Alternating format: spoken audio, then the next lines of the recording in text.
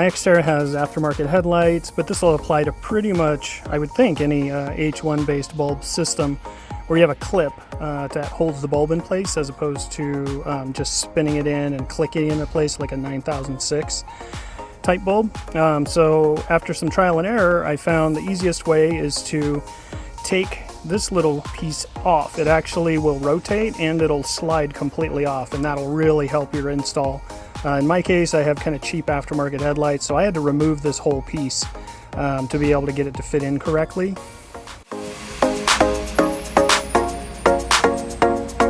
That's it.